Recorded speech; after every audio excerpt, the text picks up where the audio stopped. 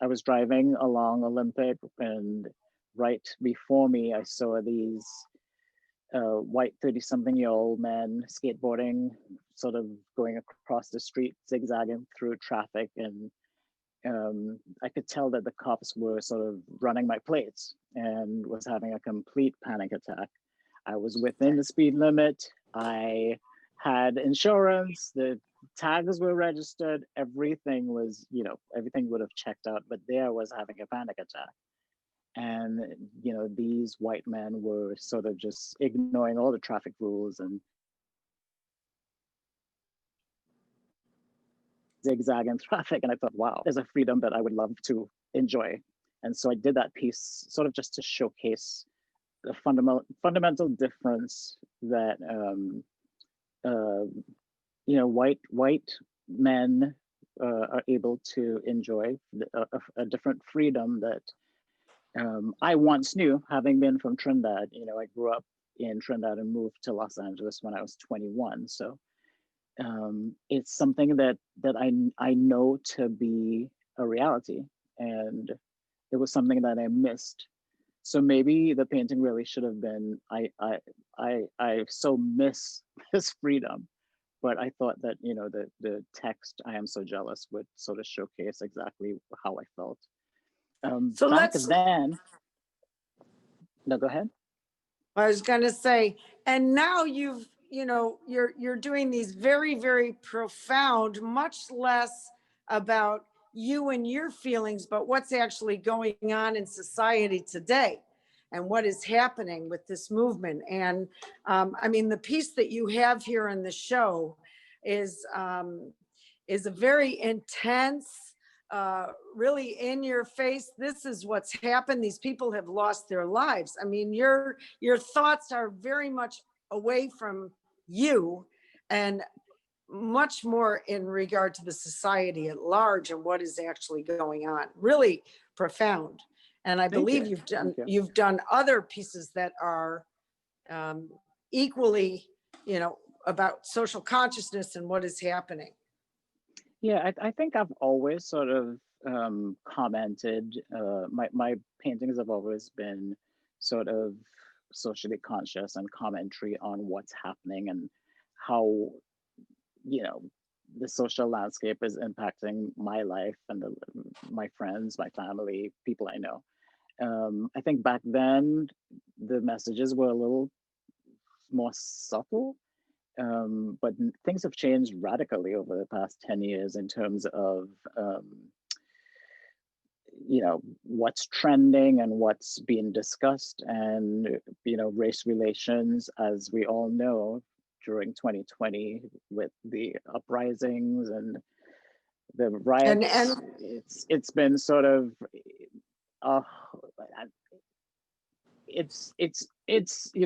Black Lives Matter is definitely a conversation that we're all having. I remember back then. And we will definitely open this up for that discussion.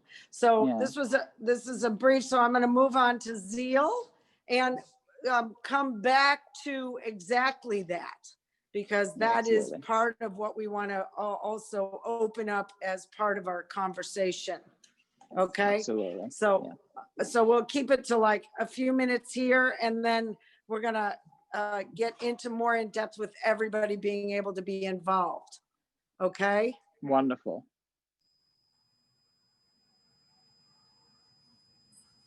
Okay. So, Zeal, are you there? I'm here. Okay. Can you talk about your timeline as well as your piece that you have for now? Okay, yes, as you walk along it, I can talk about it a little bit. So what I intended this artwork to be is, you said timeline, which is interesting. I don't think I thought of it that way, but that's a good word. And it just shows the transition of power from Clinton administration, the Kenneth Starr scandal, and Republicans kind of, trying to impeach Trump, to Hillary and, oh my gosh, I forgot her daughter's name. Someone help me. What's her name? The daughter. Chelsea. Chelsea. Hillary and Chelsea, and the shame that I thought she must have felt and the embarrassment and how to like having to strike out on her own and rebuild herself in a certain way as a certain kind of woman as a result of the incident. I mean, the same thing for Clinton, but particularly, I mean, for her husband, but particularly for her. And then that's Barbara Bush and her two daughters who are looking outside of what would be like the bedroom of the Obama daughters. And so it's about the daughters moving into the White House and being happy and joyous and jumping on the beds. And then the next moment in the painting is that we see the costumes or the outfits that the Obamas wore for the inauguration night, and there's fireworks and people taking pictures. So it's quite a literal painting. It's very literally, it is what it is when you see it. Not necessarily very symbolic, just marking a certain moment in time through an illustration in like a fine art format. And so that's because the artwork that I had originally in the show is gone. I decided to put this one in because it marked a certain time. Even though the show was like around 2010, 2011, sometimes it takes me a longer time, like after an event, to create an artwork about something that's in the recent past. And this is one of those particular artworks. So this painting is called Runaways, and it's part of a new series that I'm working on. And I've spent the past 3 years doing intensive research within topics that are relevant to the series that I want to create. And there's so many different series. So it's kind of an interdisciplinary approach to the series. And that includes African-American history, African diaspora history, sacred art in the African diaspora. And then there's like specific subjects within that. And specifically Maroons, who are people who ran away from enslavement or who were free and chose a life away from a slave economy and tried to live in hiding or away from the rest of people. So typically with marriage, people could only survive in marriage or only lived as Maroons from a few days to a few months, but there are some extraordinary examples where people or communities were able to live for several years or even decades. And a couple places, they were acknowledged by European governments or, governments in the Americas or the Caribbean as somewhat being independent and autonomous. And we don't get to learn that much about that history, and that's something that I'm really interested in. So I really went in deeply on that. So just as I was coming out of all this amazing research, then COVID hit. I was like finally done with like something like PhD level of reading for 3 years.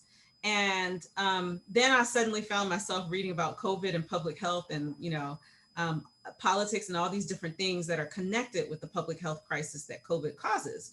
I mean, not only does it cause a public health crisis, but as we can see, it also has political ramifications as well.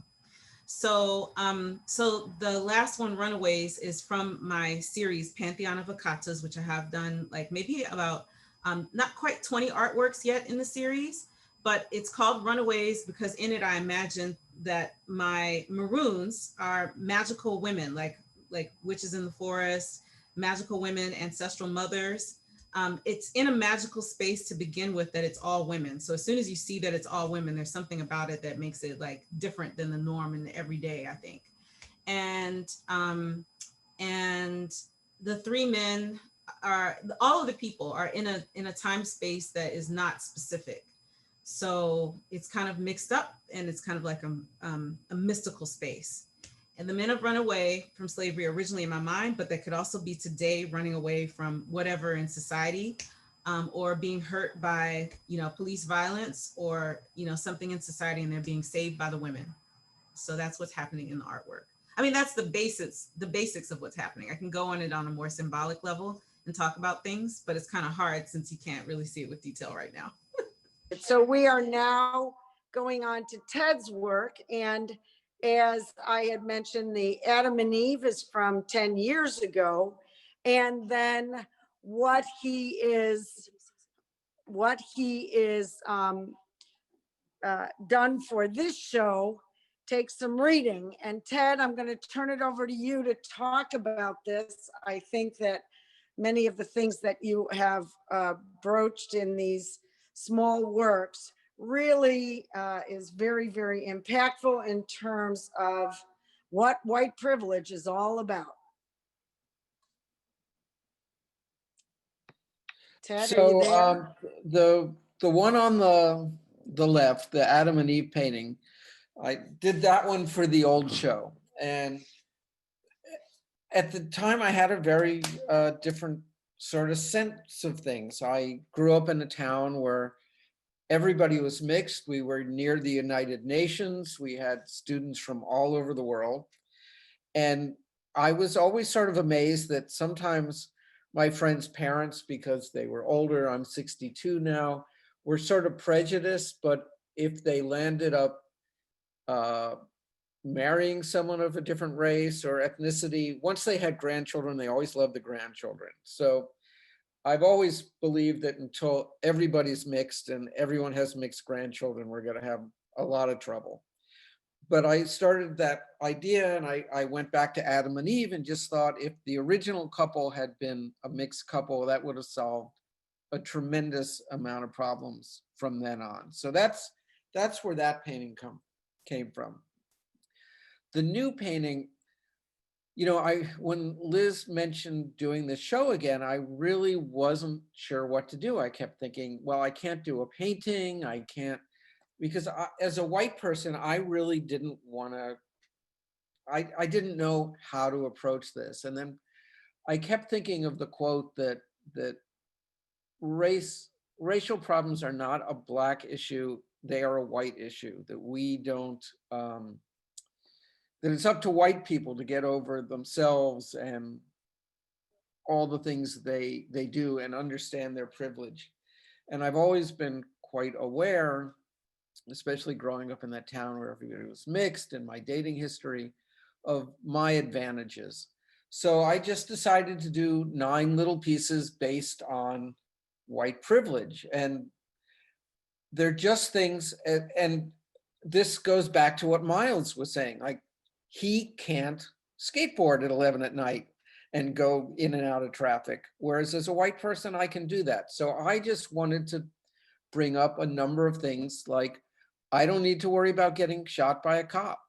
It's just, it has never occurred to me that if I went out at night, I might get shot. No one follows me around in the store. No one asks me to explain all white people. And then, you know, I wrote, I can't even imagine the stress of having to deal with this stuff daily. So anyway, that's what my piece is about. I'm looking at race relations from the advantage I have. And that's how I decided to approach it. Yeah, and I think that there are still many people who don't understand what white privilege is and or deny that there is white privilege, which is absolutely impossible to do. And so I think that what you've done here is really created what will be a very important part of our conversation. But for now, we're going to move on to Franceska. Franceska, are you there? I'm here. Okay, great. All right. Well, your 2 pieces are extremely difficult and beautiful and important, and please talk about them. Sure. Thank you for that. Well, I guess one of the things when when we first spoke and you were also proposing, this idea for the 10 years on, and I went back to look at some of the pieces that were in that exhibit. There were a number of pieces that I thought would be still completely appropriate for this time as well.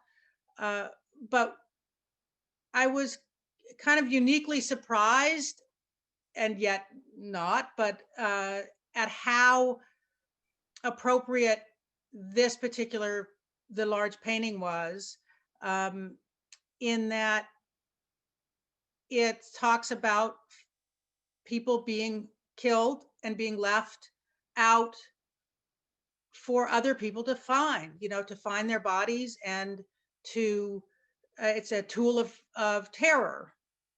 And I thought this is exactly what's going on and what's being brought to light by the technology now, but that of course people have been living with since the beginning of this country, although it's just coming into popular vision, or more widespread vision. So when we talked about the the different possibilities, I really thought, well, this is the one, because this is so much what's happening today still as well. And then just a little bit about that.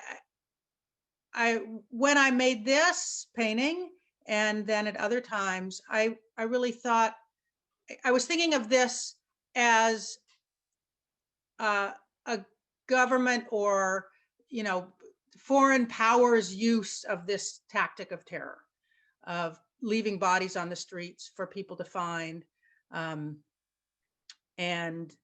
to flout their power.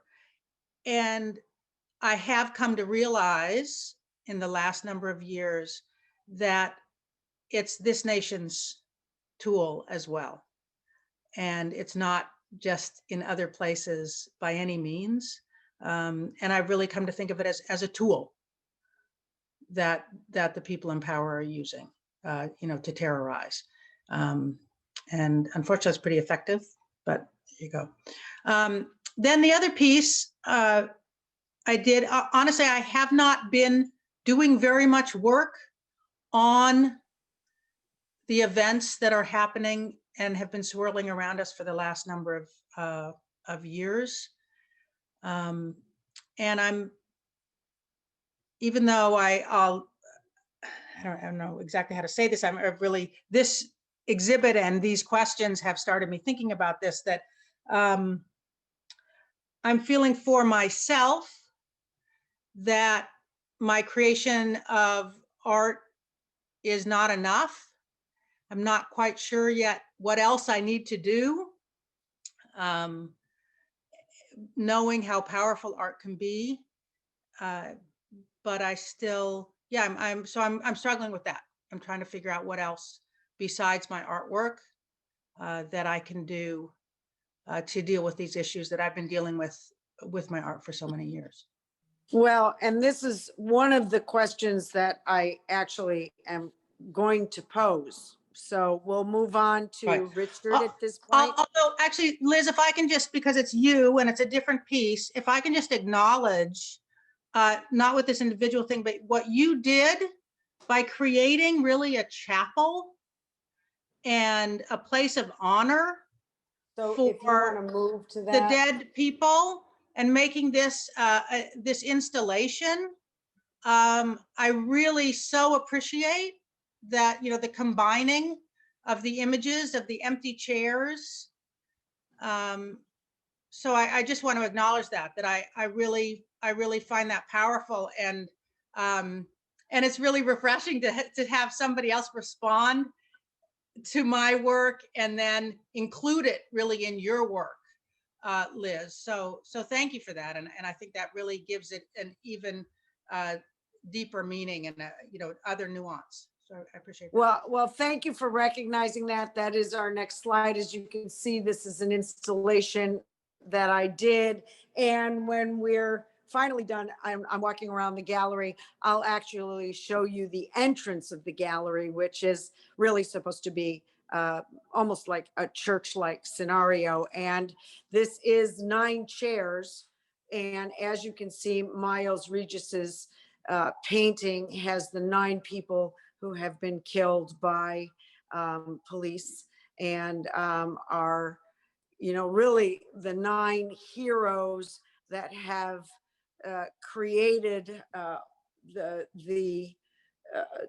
all of these movements that have been going on, and really bringing this to the table so that this has now become part of the white mainstream consciousness, which is really what needs to happen.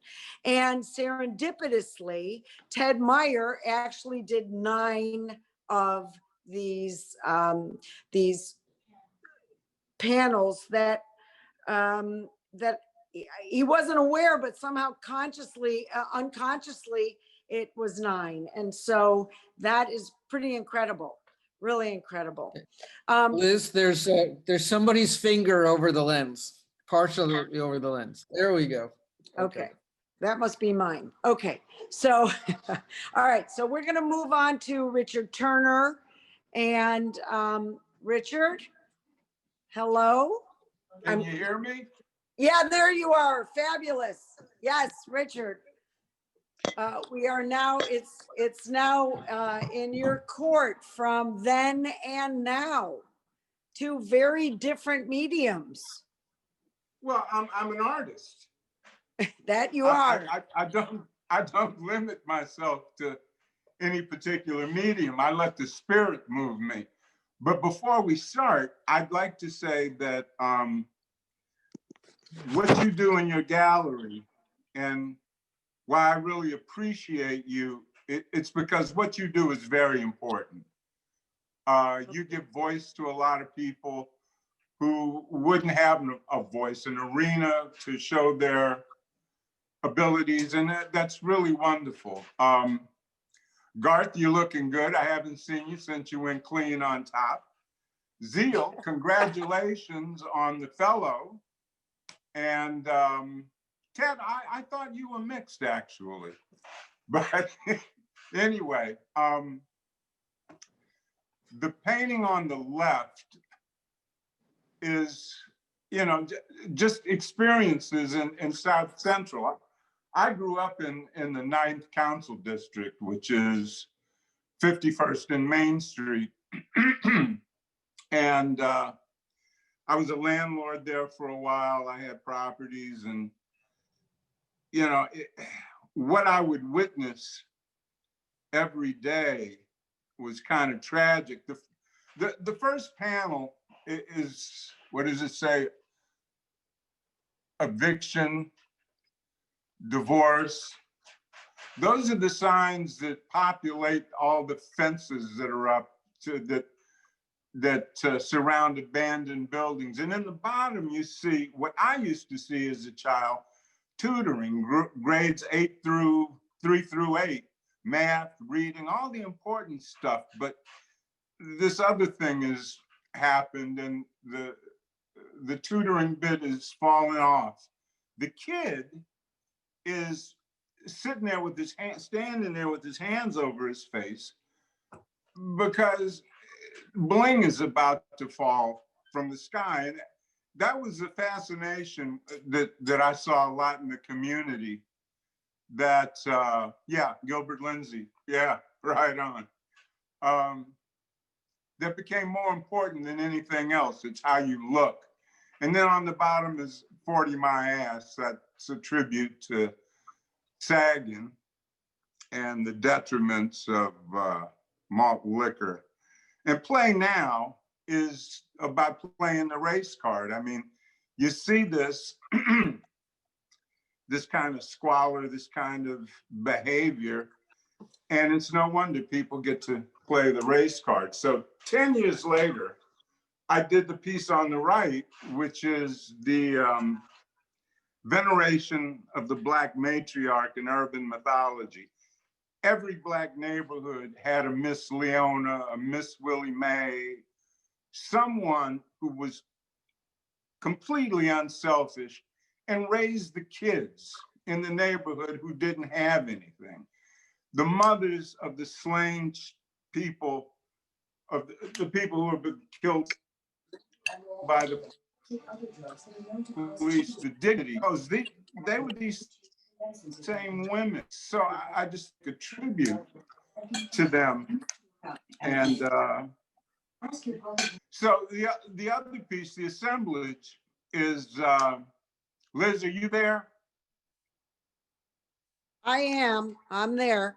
Liz, go up to the assemblage, take the mallet out of the ring and hit the chime. Okay, I think we're, You're on it, Liz. yeah, I'm on it, yeah. So, That's that's the reveration note to honor these Black matriarchs. I mean, it goes all the way back to slave days. The women who were the backbone of, you know, the community. If you look in the halo, there's a bone in the middle of that, and that represents the spine. In her left hand, if you go down a little bit, in her left hand, well, that's your left, but those two jugs represent sustenance, which they bring. On the other side, there's a knife, which represents the warrior aspect. What I wrote about this is it's a reliquary-like assemblage constructed from found objects to depict the Black woman as demigod, resplendent, the ancestor, first mother, healer, nurturer, defender, warrior, oracle, the wellspring of our perseverance, bearing the outrage and pain of life and death in an inequitable environment. She is the chronicler of what matters. So that's what I was thinking about when I did that. Someone needs to honor these women, all the unnamed women who have gone, who have nurtured all the children, who didn't have parents, didn't have an upbringing. So that's what that is. And I tried to give it an African motif, a Black motif, Black African motif, whatever. But it's, I like this piece. I'm very harsh on my stuff, but this I like. well, it's a piece really, really well done. And I see that you've actually incorporated some of my favorite things in the world. Hardware. Yeah, drawer pulls.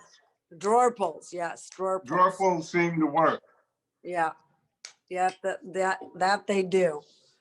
Well, thank you very much, Richard. Please stay tuned because we will be opening up for even more of a discussion. But for now, we're going to move on to Jackie Nash. These two pieces, I'm sort of coming into the skin deep then and now with more of a universal kind of umbrella rather than very specific places, because the world is getting smaller and smaller and racism is everywhere. It's terrible because we have such visual proof of what is happening. And these two pieces were inspired actually by a totally different continent. I was in Africa. I was up in sort of the northern part of South Africa. As you can hear, I'm from there. This was from the Venda people, and very interesting because I didn't know much about them. But for example, on the piece on the left, underneath it is papered with telephone book pages, because once apartheid was over, people got telephones and the names in the telephone books were very African names, which you never saw that before. They were now getting telephones and electricity. Anyway, I papered the base of the canvas with that and then painted over it. In the left almost corner is a picture of a lithograph of an aunt of mine who was supposed to be absolutely beautiful, one of the most beautiful girls in the village, you know. And then this woman with her baby was also supposed to be a beauty queen in their village, in the Venda tribe. And so I wanted to illuminate the difference in culture, because everything we do, everything we react to is historical, geographical, genetic coincidence, because we look at a person and we decide who they are, whether we like them, the clothing they wear, which essentially is costume for all of us. It's how we want to present ourselves and how we want others to see us. So the manipulation is also involved in our kind of clothes. And so this woman here, she carries her baby on her back in a blanket tied around just under her bosom. And that's very natural and normal for this culture. It wouldn't be for us.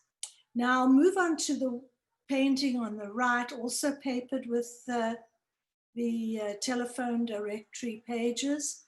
And this tree was a lithograph of a baobab tree. The myth of the baobabs in African culture, which really has such an unbelievably sophisticated and universal message. And it's baobab really means upside down. So this tree, they felt the baobab tree looks like it's upside down. And it's a symbol of how man should be. With the roots we are coming from the heavens. Our roots come from all the elements that come to make us the whole. And our consciousness, our head, should be at one with the earth. And that is, as an environmentalist, and I try to be, I'm not perfect, but I just was so deeply moved. So I have a whole series of the baobab tree as a message. Now, because of communication and trying to communicate all these messages, I'll just tell you, I don't know if you can see it very well on the screen, there's a blue drawing of a man.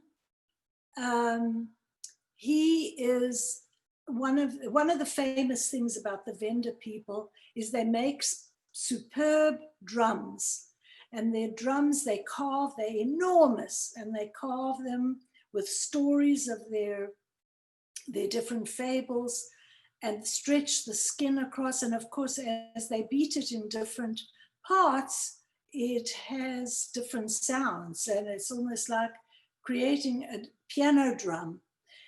This man is the one who made the drum when Nelson Mandela, when he was inaugurated as president.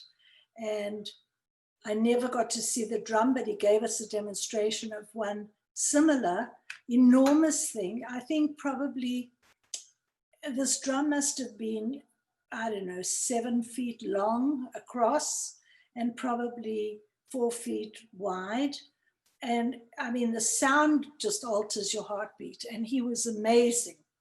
And they had a poster to try and sell cell phones and a whole new way of communicating.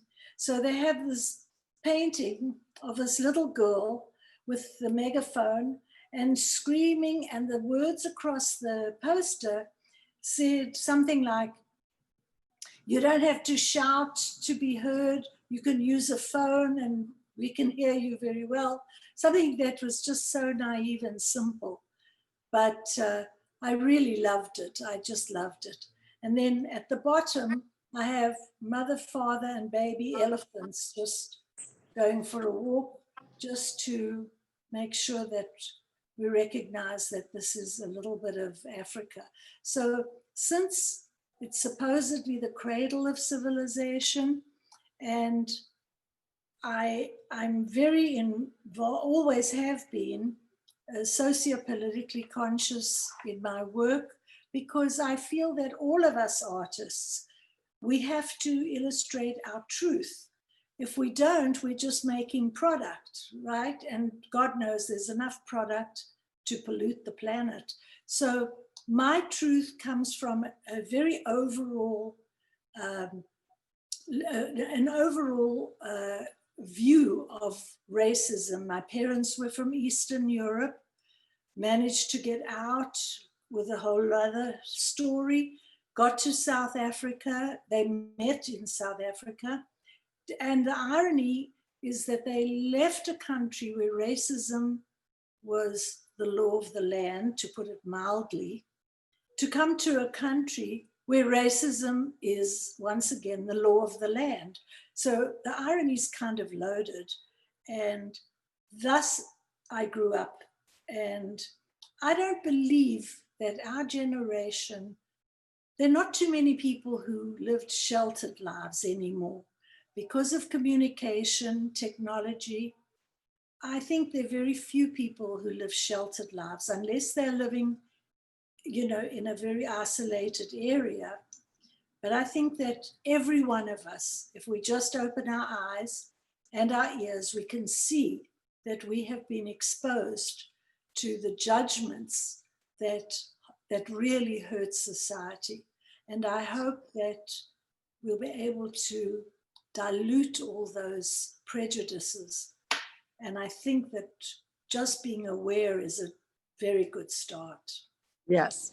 Okay, we're going to move on to Monique, who created this piece specifically for the show. She has, Here she is. here she is. This is, So you don't have to show me. I mean, it's okay. So I thank you, Liz, for putting the show up. I'm very pleased to be in the show. I'm going to start by talking about the necklace, but you don't have. It's on the screen. But anyway, so I made the necklace in the original show, and in the original show, my position was really different than it is now. In the original show, I was like, well, how can jewelry address this very intense, heavy thing, this race relations thing? But my attitude was also very naive at the time. I went into the jewelry district and I hunted for black and white stones. And what I observed is that in semi-precious stones, there were very few white stones, but there were a lot of black stones and a lot of black material that I could buy. And so thus it began. And so then I made a series of works because my upbringing was very naive. Jackie talked about sheltered. I would say I was pretty sheltered just 10 years ago. So I made things, I made pieces where I wove together the materials in a way. And now when I look back, I've named this piece since the original show, and I've named it Global Balance, because the reality is the majority of the people on the planet are not white. They're everything but white. And so this really is an analogy to how the planet looks, really. And I put the pearl in the middle because yet we allow white people to be the center of the discussion, the center of so many things. We look at white culture as kind of the pinnacle, and then the rest of the world seems to want to emulate it in certain ways, except for like maybe music and sports and so on. But anyway, that is kind of how the time then to now changed the way I even look at this piece and recontextualized it. Now, the piece I made this time around is completely about what's happening today. And you know, I'm showing myself now. I'm on the screen. you are. So I want to speak a moment to what Jackie said about costume and how we present. So, you know, I have the luxury of being kind of this middle color, and meaning not a very dark person and clearly not a white person. So people don't know what to make of me often. And because I don't fit a stereotype for them of Black. But tonight when I got dressed, I will tell you, I specifically put on my hoop earrings, and I specifically made my hair big because I can do that. And I can appear more, as some might call it, militant. And I thought about Angela Davis this evening, and I thought about her success at that time, which I think had a lot to do with her voice, really. She said strong and powerful things in a very gentle way. But I'm going to talk about this piece, which is called Black Body. And it's Black Body, subject and object. or object and subject. And what this piece is about, I chose the Black Pearl specifically because Black people in this country and in many parts of the world are really like pearls from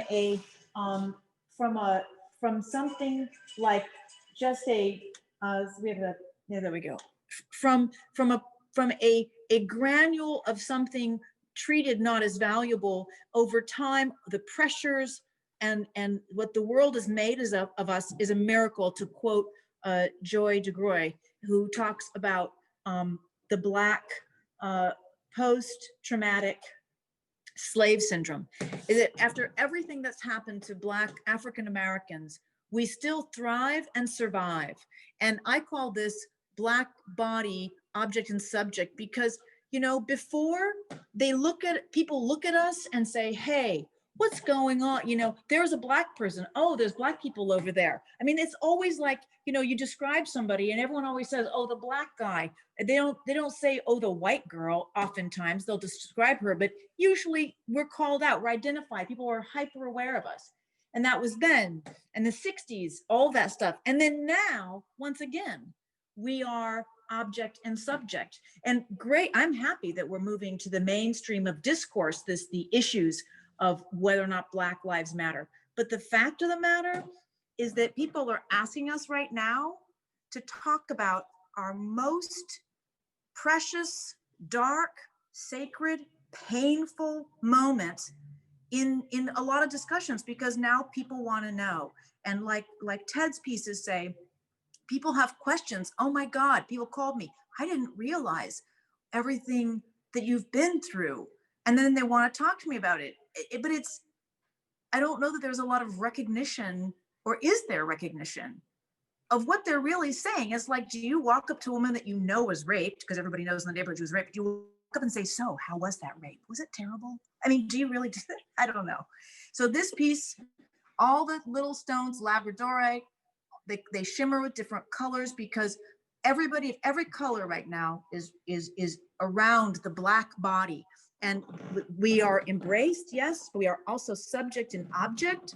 And it's like a star, and people are jumping on the star to lift the boat. And hopefully it comes out well. I am very hopeful. I am hopeful also. I would like to also say that Monique is the catalyst for then and now. She brought it to my attention a couple of months ago and said, we are approaching a 10-year anniversary at a really pivotal time in our history and the conversation. And it is without a doubt one that needs to continue, and hopefully to a really, as she says, hopeful and positive future. So moving on, Garth, are you there? I am here. Can everybody hear me? Garth? Yes. Liz, can you yes. hear me? Yes, very well. Fantastic. Yeah. Okay, you're on. First of all, I just want to say like how grateful I am to you, Liz, for being a catalyst for just conversation. And then the other part of my gratitude is just to be amongst the kind of company that I'm in for this show. I don't do work regularly as a visual artist, though that's still a goal of mine. It's what I went to school for. You know, I was whisked away by the radio mistress years ago, but I do on occasion express myself in this way. So you've given me an opportunity, and I appreciate that you came back to me and asked me to do this, the 10-year anniversary. So thank you, all you guys. This is like a study. I think this painting is kind of a sketch. It's something that I'll probably rework a couple of times. It's become part of a series that I'd like to develop. One of the early inspirations is a collection of essays edited and put together by Rebecca Walker. It's called Black Cool. And the idea in the collection of essays, echoing back to some of the early narratives of what Ted and Miles were talking about in terms of stress and anxiety and having those moments. Rebecca's collection the premise is about how you know, Black people and Black men specifically make that stress and that anxiety and that weight look fairly easy. And so I've been studying contortionists and using Google images and not live models, but people that have, you know, taken pictures and whatnot to create like an idea where I have these men doing these impossible poses, but they're very relaxed. They seem to be at ease. And then the white in the eyes is there for a reason. And that's kind of like, for me, the conditioning of, let's say, going back to like the work of Ta-Nehisi Coates, where the idea is, you know, Black males are taught to kind of guard their hearts in a way, or create these walls, or even pretend that they are not emotionally affected by the stress and the fear and the weight and the anxiety. And so this is basically, I've titled this one Ruse, because it's the practice of faking it, or even convincing ourselves and believing that we are, you know, not affected by this. And that's not true. I was speaking to my 14-year-old son the other day about, you know, ego and emotion. And I asked him, you know, why does he think that so many Black men and men of color, you know, who've been conditioned to believe that they don't have emotions, end up dead or in prison? It's because their emotions are there and they tend to get the best of them. I'd called up a couple of friends to ask about, you know, when Liz called me, I'd called around and said, hey, you know, what do you guys think about? I had a couple of ideas in mind. And one dear friend of mine said, you know, it might be interesting to add some texture in the background or whatever. And I'm like, oh, you know what, that would be interesting, in a way to also be a little bit more specific about this moment in time. So I thought about, well, let me just look up the names of some of the people, Black people that have been killed by police this year. And I kind of had an emotional breakdown when I began to do the research, because I didn't realize there would be so many names. And to this point in this country in this year alone, I think over 164 people have been killed by police so far. Black people have been killed by police so far. So those are the names of some of the dead in the background. And then, of course, thematically with this series, what I'd like to do is play on the American flag colors. So it's red, white, and blue. And so that's kind of basically what this is. It's a part of something that I'd like to develop as like a series. So this is one of them. That here is the image of your first piece. Oh, that's hilarious. Okay, it's on the phone. Yeah, we've got it on the phone. Do you want to address that? Yeah, I'll try and do it briefly. I was meditating on the idea of Black self-hate and the sheer and utter like ass beating and exhaustion. And so the West African rhinoceros, I was studying it for that piece at the time, and I'm not sure if it's gone extinct, but back then it was near extinction. It was an endangered species, and I felt like that would represent kind of how I felt about being a Black man and having the conversations with, you know, the Black men who were close to me about just being a Black person in the West and in North America, and, you know, just dealing with white supremacy, but also having absorbed the self-hatred, you know, based on slavery. And so I came up with the idea of this like worn out boxer with this rhinoceros head, who was basically going to have the bout of his life, which was about to fight himself, because there was no one else to fight. So it was just a meditation on self-hatred 10 years ago. I think I'm recalling that correctly. Wow. This very, very emotional, I have to say. I mean, I'm feeling a lot of what I felt when I first saw this piece at Miles' studio.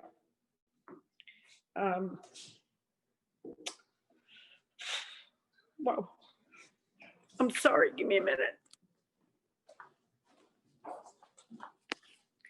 Hi, this is Monique. So thank you all for your discussion. And what we wanted to do now, and we really spent, I think, more time than we had intended, but it's been really wonderful to hear everybody talk about their work.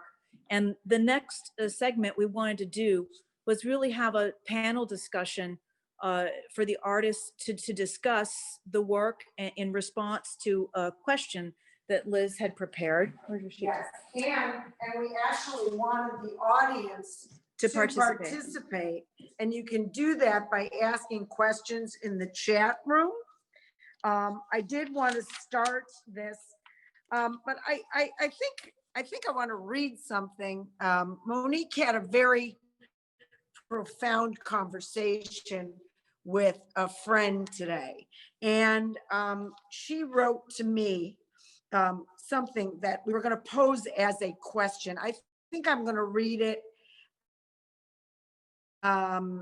just so you all, this is really an important, and this has been a very intense talk. And so why not make it more, because we're there.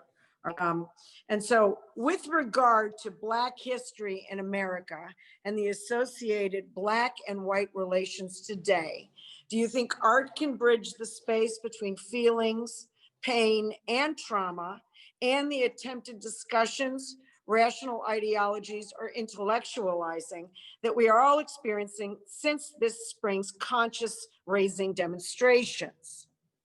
And, you know, I think that that is really some very deep thought, may need to be considered more fully. I was going to ask something much simpler, which is, you know, will all of you who are participating in the show continue to do work addressing the social issues, particularly race relations, and does this work affect change? And how do we make it affect change? How do we bring more people into this conversation and keep this conversation alive, and, you know, get BLM to a point of actually being a lobby in Washington, which is what I think needs to happen. And anyway, so I throw that out there, and you can all be, Ted, you're on there collecting questions, I guess, and bringing them up. And we want to encourage the audience to ask questions by entering them into the chat, please. Ted Meyer has volunteered to collect the questions and insert them in the discussion. So please enter your questions into the chat, and that's out to everybody. And so artists, if you could please unmute yourselves and we have a question. let us know who would like, yeah. We have one for Zell. If Marianne wants to know if she could talk about her notions of Black fantasy and positivity. Wow. Mariana, can you unmute and like describe the question to me a little bit more? Wants to hear from Zeal. Oh, she wants to hear about from Zeal. Okay. Yeah, no, Yeah. I was just trying to hear I figured it out. Oh, you So, there? Yes, can you hear me now? Yeah, Yes. you're low, but I can hear you. Okay. I was curious because I know that you have discussed, at least when you came and spoke to my students, you talked about the ideas of imagining a more positive space and the exhaustion of talking about or feeling like that there's this burden of fear within the Black community, and sometimes in artwork or when you're asked to make work, and that sometimes having fantasy or spaces that express Black joy have a role in your work and the narratives that you're trying to tell or depict. Ooh, okay, that's a loaded question with like it's like 5 or 6 questions in one. Okay, so I think that one of the questions that people typically ask when they see my work is why, even if it's about something deep or sad, do you use playful colors? Why is there something about it that's childlike? Why is there something about it that's beautiful or fun? And my response to that is generally something like, I use the colors that I like the way they make me feel. And I mean, if you think about something like Negro spirituals that were created in slave fields by people who were enslaved in cotton fields or cornfields or whatever, it's still beautiful to hear when people have talent. And it's powerful because of the message. And even despite the circumstances, beauty still came out of it. Something beautiful came out of it. And I think that in my studies of the Black diaspora and the sacred, that there actually is a tradition that originates within certain places in Africa, where in order to speak to the spirits, one needs to create something beautiful. And that's often something artistic, be it an artwork, a song, dance, playing music, something has to be beautiful. And so I recognize that when people look at the work, there's also a trickster type of action that's being performed by the work. So that it's kind of wearing a mask, which is like, it looks playful and it looks light, and it might be seductive if you're into that kind of thing. And then when you get to it, you're kind of like, oh shoot, ooh, it's kind of got more to say than I thought it was gonna say. So that's the first part of the question I want to answer. And probably the second one about the Black fantasy thing, you said positivity and joy, and each of those words is extremely loaded. I think I answered a lot of that already in what I said before. I think that I'm gonna try to like crunch it into like just a couple more sentences so I don't take up too much time for other people.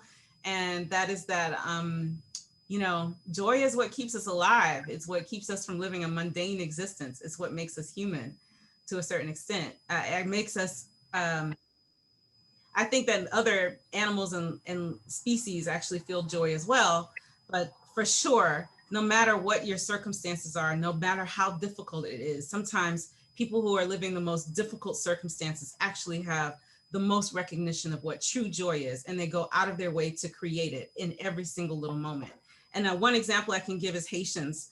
Of all the people that I've met from all around the world and all the different cultures, Haitians have some of the best sense of humor, while everyone else in the world kind of sees them in the stereotypical way of being the most impoverished and being the having like the worst existence and the least amount of food stability, and you know, living in a violent culture, and as someone once said, a shithole country.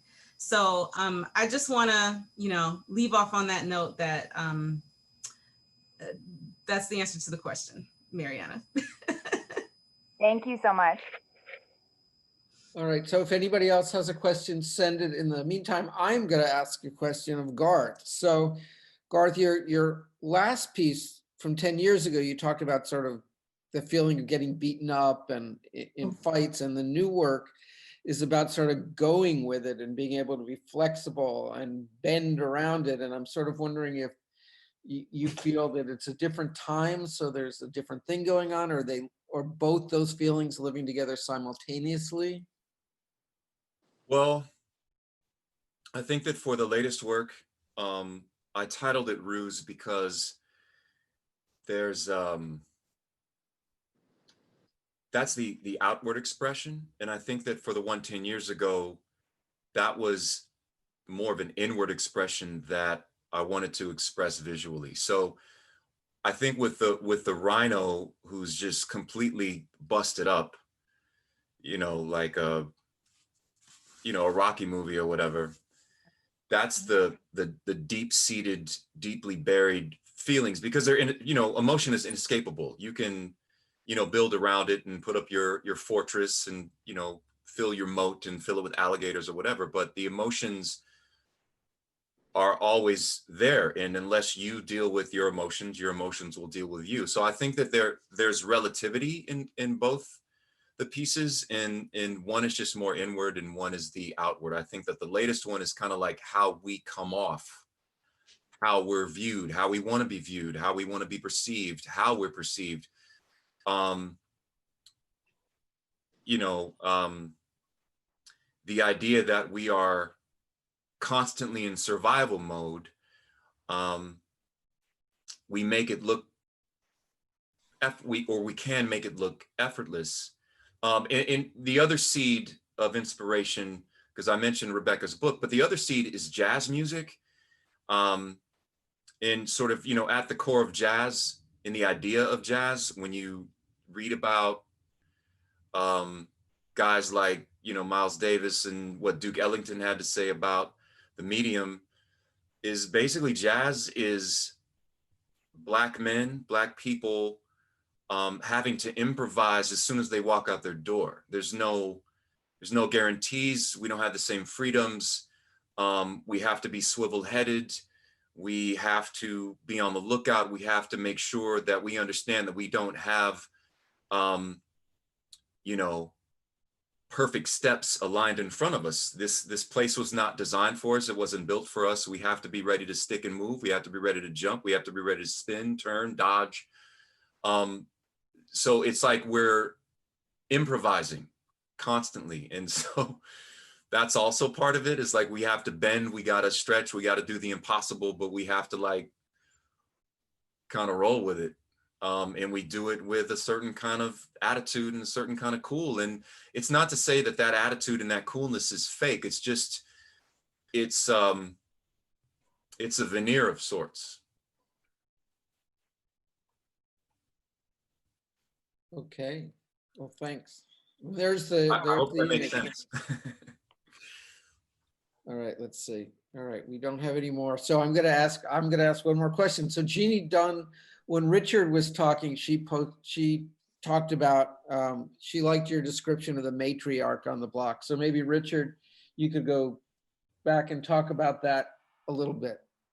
You look at all the horrible killings, and what's left is the mother.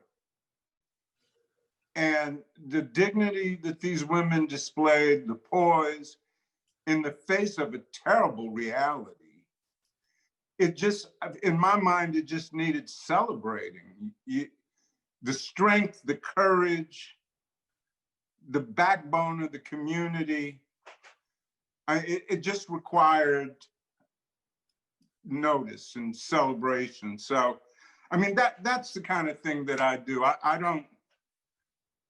didn't want to dwell on the physical act of killing someone or the outrage that followed or the injustice of it.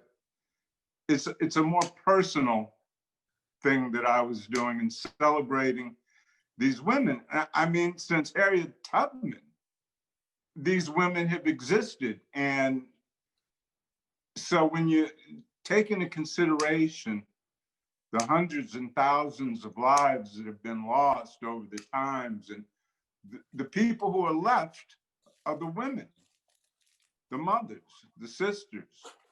They need to be celebrated. And this is the best way that I could figure to do it. I mean, assemblages are hard because you depend on what you can find. And sometimes you ask the universe for certain things and they turn up. And this is, you know, the background in that piece is a brass trash can somebody had thrown out in the street, and it was run over by trucks. Everything that was found, old frames and stuff. So I put all that together and it just grew, and one thing begs another, and then you make a halo, and then how do you do this? And then eventually, if you keep your mind on the subjects, everything appears for you to use. So I put it together. Richard, is there more in this series? Is there a series where There's you're... two, yeah. Well, this was in the spirit of the Lesser Saints of the Discarded that I did. I think you had a show there. I had 4 or 5 pieces in. And this is a furtherance of that. Mm-hmm. And I've done 2 so far because I got to tell you, I don't pick up anything I find on the street anymore because of COVID. You know, I don't go anywhere. So finding pieces, and to me, if you make something, if you create something, it's kind of cheating because then the universe is not involved in it. So it's, you know, I would like to do more. I have the beginnings of pieces to do more, but I don't know when I'll be able to go out and scavenge. Really? I want to do that. Okay. Yeah, I'm actually wanting to show Richard Thank Cheers. you. And I think at some point, maybe we'll see those other pieces that you have. And I would encourage you to continue to make this kind of work because it's really a very positive, iconic piece. I wanted to show you the entrance of the installation. This is all part of it. The cross is actually an artist by the name of Steve Olson. And although he's not in the show, I felt it was really, really appropriate. And this is the entrance to Franceska Schifrin's piece with the chairs. So on this note, I think we've covered a lot of ground and had a fascinating conversation, truly. And I really want to thank everybody.